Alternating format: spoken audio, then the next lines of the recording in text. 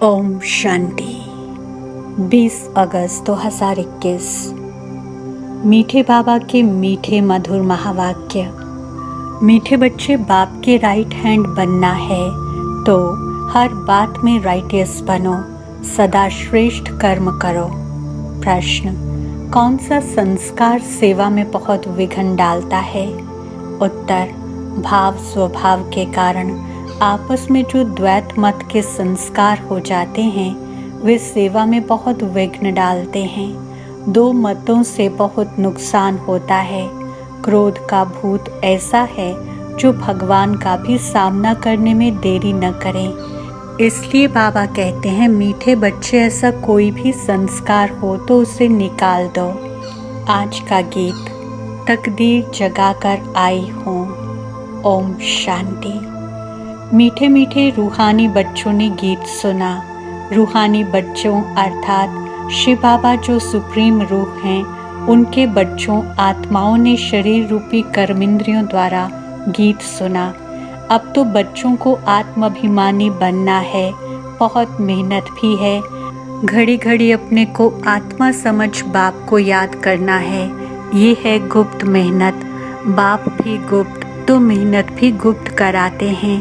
समझते हैं हम ही सतो प्रधान थे, फिर हम ही अब तमो प्रधान बने हैं। सतो प्रधान बनना है ज़रूर। गीत में भी कहते हैं, तकदीर जो गंवाई हुई है वह फिर पाने के लिए तदबीर कराने वाला एक ही सर्वशक्तिमान बाप है, क्योंकि सबको पावन बनाते हैं ना। बाप बच्चों को समझाते हैं, हे रूहानी बच्चों, अब तकदीर बनाने आए हो। स्टूडेंट स्कूल में तकदीर बनाने जाते हैं ना, वह तो छोटे बच्चे होते हैं। तुम छोटे नहीं हो, तुम तो बड़े बुजुर्ग हो, तकदीर बना रहे हो। हाँ, कोई बूढ़े बूढ़े भी हैं। बुढ़ापे से जवानी में पढ़ना अच्छा होता है। जवान की बुद्धि अच्छी होती है। ये तो सबके लिए बहुत सहज है। तुम्हारा शरीर तो बड़ा है ना, ये बेबी है, इतना नहीं समझ सकेंगे क्योंकि ऑर्गन्स छोटे हैं। स्तुति, निंदा, दुख, सुख, इन बातों को तुम समझ सकते हो। आत्मा तो बिंदी है, शरीर बढ़ता रहता है। आत्मा तो एक रस ही होती है, कभी घटती बढ़ती नहीं। उस आत्मा की बुद्धि के लिए बाप कस्तूरी जैसी सौगात दे रहे हैं, क्योंकि अभी तो बुद्धि बिल्कुल तमो प्रधान बन गई है, सो अब स्वच्छ भी बन रही है। ये चित्र तुमको समझाने में बहुत काम में आते हैं। भक्ति मार्ग में देवताओं के आगे जाकर माथा झुकाते हैं, पूजा करते हैं। आगे तुम भी अंधश्रद्धा से जाते थे, शिव के मंदिर में जाते थे। तुमको ये थोड़ी ही पता था कि ये शिव बाबा है। बाबा से ज़रूर वर्षा मिला है, तब तो उनकी महिमा गाई जाती है। कोई अच्छा काम करके जाते हैं तो उनकी महिमा गाई जाती है। स्टैम्प बनानी चाहिए शिव बाबा की। शिव बाबा गीता सरमोनाइज़र, ये स्टैम्प सहज बन सकेगी। वह बाप सबको सुख देने वाला है। बाप कहते हैं, मैं तुमको सुख धाम का मालिक बनाने वाला हूँ। बूढ़ियाँ भी ये तो समझती होंगी कि हम आए हैं शिव बाबा के पास, जो विचित्र है, जिसने इस चित्र अर्थात तन में प्रवेश किया है। निराकार को विचित्र कहा जाता है, बुद्धि में रहता है। हम शिव बाबा के पास जाते हैं, जिसने ये टेम्परेरी चित्र धारण किया है। पतितों को पावन बनाए मुक्ति, जीवन मुक्ति देते हैं, अथवा शांति धाम, सुख धाम का रहवासी बनाते हैं। मनुष्य शांति के लिए ही कोशिश करते हैं। भगवान मिले तो शांति मिले, सुख के लिए पुरुषार्थ नहीं करते हैं। बस बाप के पास घर जाएं, भगवान मिले। इस समय सब मुक्ति की चाहना रखने वाले हैं। जीवन मुक्ति लेने वाले सिर्फ तुम ब्राह्मण ही हो, बाकी सब मुक्ति की चाहना रखने वाले हैं। जीवन मुक्ति का रास्ता बताने वाला कोई है ही नहीं। सन्यासियों आदि के पास जाकर शांति मांगते हैं, कहेंगे मन की शांति कैसे मिले। जो भी रास्ता बताने वाले हैं वे हैं ही मुक्ति में जाने वाले। मोक्ष क्या होता है वह भी बुद्धि में नहीं आता है। तंग होकर कहते हैं मुक्ति में जाएं तो अच्छा है। वास्तव में मुक्ति धाम है आत्माओं के रहने का स्थान। इतने सेंटर्स पर बच्चे जाते हैं, सब जानते हैं कि हम नई दुनिया के लिए राज्य भाग्य लेते हैं। बाबा हमको नई दुनिया का राज्य देते हैं। कहाँ देंगे? नई दुनिया में देंगे व पुरानी दुनिया में देंगे। बाप कहते हैं मैं संगम पर आता हूँ, मैं न सतयुग में न कलयुग में आता हूँ, दोनों के बीच में आता हूँ। बाप तो सबको सदगति देंगे ना, ऐसे तो नहीं दुर्गति में छोड़ जाएंगे। सदगति और दुर्गति इकट्ठे नहीं रह सकते। बच्चे जानते हैं ये पुरानी दुनिया विनाश होनी है, इसलिए इनसे प्यार नहीं रखना है। बुद्धि कहती है बरोबर अभी हम संगम युग पर हैं, ये दुनिया बदलने वाली है, अब बाप आया हुआ है। बाप कहते हैं मैं कल्प कल्प संगम पर आता हूँ, तुमको दुख से छुड़ाए हरि के द्वार ले जाता हूँ। ये ज्ञान की बात है। हरि द्वार कृष्ण का द्वार अर्थात कृष्णपुरी को कहा जाता है। अच्छा, उनके पीछे फिर लक्ष्मण झूला लगा दिया है। पहले हरिद्वार आएगा, सत्यु को हरिद्वार कहा जाता है, फिर राम लक्ष्मण आदि दिखाते हैं। वह बात कोई है नहीं, वह तो बनाई हुई बात है। राम को कितने भाई दे दिए हैं? 4 भाई तो होते नहीं, 4-8 भाई तो यहाँ होते हैं। एक तरफ हैं ईश्वरीय संतान, दूसरे तरफ हैं आसुरी संतान। अभी तुम जानते हो शिव बाबा ब्रह्मा तन में आए हैं। शिव बाबा है, ब्रह्मा है दादा, प्रजापिता है। वह आत्माओं का पिता तो अनादि है। इस समय ब्राह्मणों को रचते हैं। ऐसे नहीं कि शिव बाबा सालिग्राम को रचते हैं, नहीं, सालिग्राम तो अविनाशी हैं ही हैं। सिर्फ बाप आकर पवित्र बनाते हैं। जब तक आत्मा पवित्र नहीं बनी है तब तक शरीर कैसे पवित्र बन सकता। हम आत्माएं पवित्र थीं तो सतो प्रधान थीं, अभी अपवित्र तमो प्रधान हैं, फिर सतो प्रधान कैसे बने? ये तो सहज समझ की बात है। तुम इस समय खाद पड़ने से पतित तमो प्रधान हो गए हो, अब फिर सतो प्रधान बनना है। हिसाब किताब चुकतू कर सब शांति धाम व सुख धाम में आएंगे। आत्माएं निराकारी घर में कैसे आती हैं, उसकी यादगार भी क्रिश्चियन लोग झाड़ में बल्ब लगाकर मनाते हैं। तुम जानते हो ये सभी धर्मों की अलग अलग शाखाएं हैं। वहाँ से आत्माएं कैसे नंबरवार नीचे उतरती हैं, ये नॉलेज तुमको मिल गई है। हम आत्माओं का घर शांति धाम है, अभी है संगम। वहाँ से सब आत्माएं आ जाएंगी, फिर सब जाएंगे। प्रलय तो होने की नहीं है। तुम जानते हो हम बाबा से तकदीर बनाने, फिर से स्वराज्य लेने आए हैं। ये कोई सिर्फ कहने मात्र नहीं है, याद से ही वर्षा मिलेगा। बाप कहते हैं देह सहित जो भी देह के मित्र संबंधी आदि हैं सबको भूल जाओ। चित्र और विचित्र है ना, विचित्र उनको कहा जाता है जिनको देखा नहीं जाता है। ये बहुत महीन बातें हैं। आत्मा कितनी छोटी है, उनको घड़ी घड़ी पाठ बजाना पड़ता है, और किसकी बुद्धि में ऐसी बातें हैं नहीं। पहले पहले तो ये बुद्धि में बिठाना है कि हम आत्मा हैं, वह हमारा बाप है। उनको ही पतित पावन हे भगवान कह याद करते हैं। दूसरी कोई जगह जाने की दरकार नहीं है, तो याद भी एक को करना चाहिए ना। भगवान को याद करते हैं तो ज़रूर उससे कुछ मिलने का होगा। फिर दर दर धक्के क्यों खाते हो? भगवान को तो परम धाम से आना पड़ेगा ना। हम तो जा नहीं सकते क्योंकि पतित हैं, पतित वहाँ जा ना सकें। अभी तुम वंडर खाते हो। भक्ति मार्ग का पाठ कैसे वंडरफुल है। एक भगवान को ही याद करते हैं। हे ईश्वर, हे परम पिता, ओ गॉड फादर। जब वह एक ही है फिर दूसरे तरफ धक्के क्यों खाते हो? वह एक ऊपर में रहते हैं, परंतु ये सब नोंद है। ड्रामा अनुसार भक्ति करते हैं बेहद बेसमझी से। अभी तुम फिर बेहद समझदार बनते हो।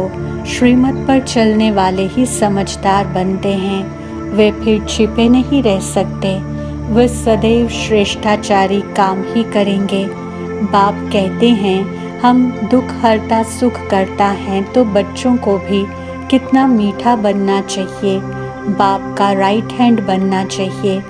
ऐसे बच्चे ही बाप को प्रिय लगते हैं। राइट हैंड है ना, तुमको मालूम है लेफ्ट हाथ से इतना काम नहीं कर सकते हैं, क्योंकि राइट हाथ राइटियस काम करते हैं। इसलिए इस राइट हाथ को ही शुभ काम में लगाते हैं। पूजा हमेशा राइट हैंड से करते हैं। बाप कहते हैं हर बात में राइटियस बनो। बाप मिला है तो खुशी होनी चाहिए।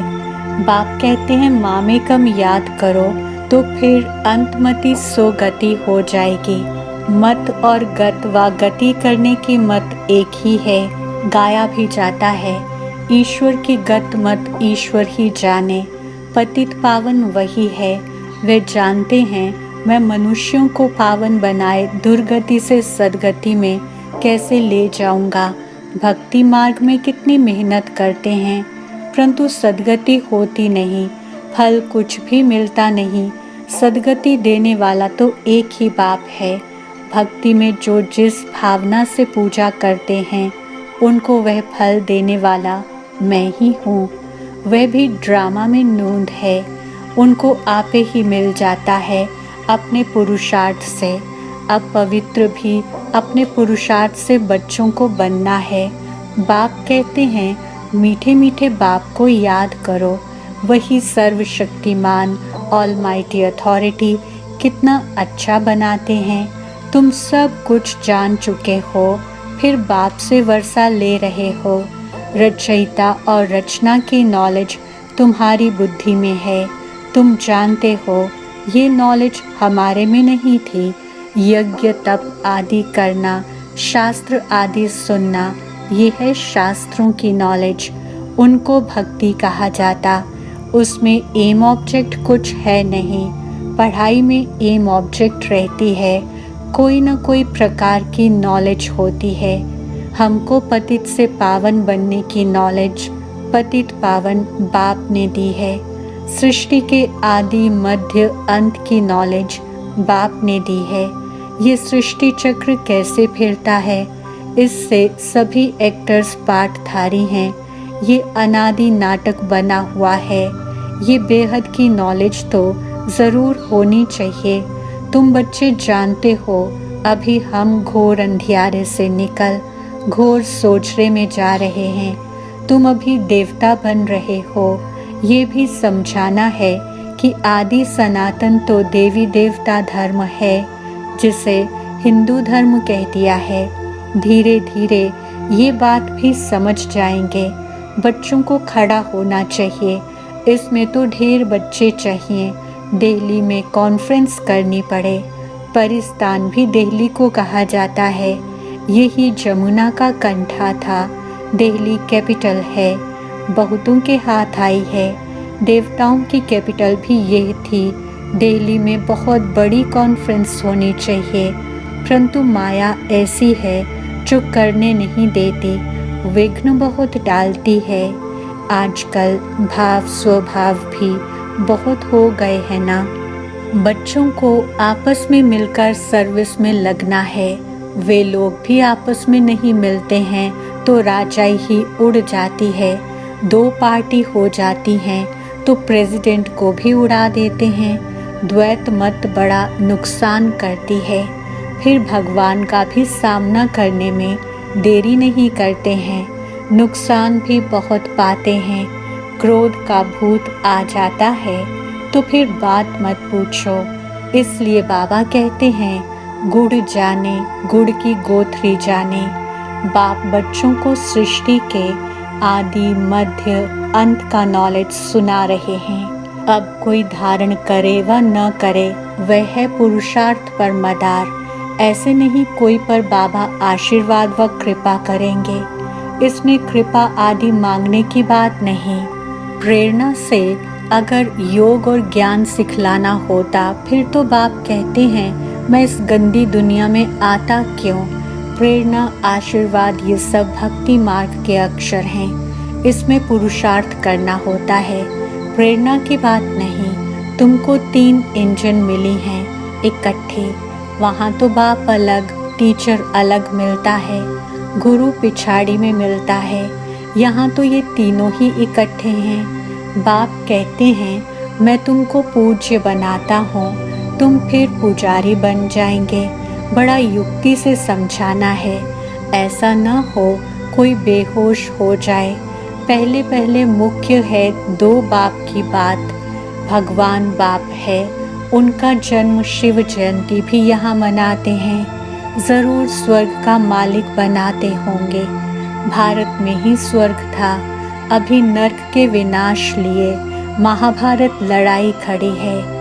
ज़रूर बाप नई दुनिया की स्थापना कराने वाला भी है। बाप के श्रीमत पर ही हम कहते हैं कि भारत को हम पावन बनाकर ही छोड़ेंगे। अच्छा, मीठे मीठे सिकिलधे बच्चों प्रति माता पिता बाप दादा का याद, प्यार और गुड मॉर्निंग। रूहानी बाप की रूहानी बच्चों को नमस्ते। हम रूहानी बच्चों की रूहानी बाप दादा को याद, प्यार, गुड मॉर्निंग, नमस्ते और शुक्रिया। धारणा के लिए मुख्य सार। पहला पॉइंट, जैसे बाप दुख हरता सुख करता है, ऐसे बाप समान बनना है, बहुत मीठा बनना है, सदा शुभ काम करके राइट हैंड बन जाना है। दूसरा पॉइंट, कभी 2 मतें नहीं बनानी है। भाव स्वभाव में आकर 1-2 का सामना नहीं करना है, क्रोध का भूत निकाल देना है। वरदान, फरियाद को याद में परिवर्तन करने वाले स्वतः और निरंतर योगी भव। स्पष्टीकरण, संगम युग की विशेषता है अभी अभी पुरुषार्थ, अभी अभी प्रत्यक्ष फल, अभी स्मृति स्वरूप, अभी प्राप्ति का अनुभव। भविष्य की गारंटी तो है ही, लेकिन भविष्य से श्रेष्ठ भाग्य अभी का है। इस भाग्य के नशे में रहो तो स्वतः याद रहेगी। जहाँ याद है वहाँ फरियाद नहीं। क्या करें कैसे करें ये होता नहीं है, थोड़ी मदद दे दो, ये है फरियाद। तो फरियाद को छोड़कर स्वतः योगी निरंतर योगी बनो। स्लोगन, जो स्वयं को मेहमान समझकर चलते हैं वही महान स्थिति का अनुभव करते हैं। ओम शांति।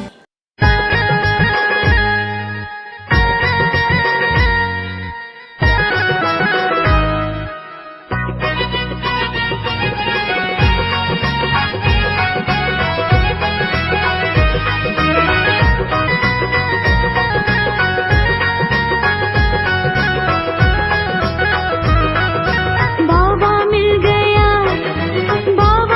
गया, बाबा मिल गया।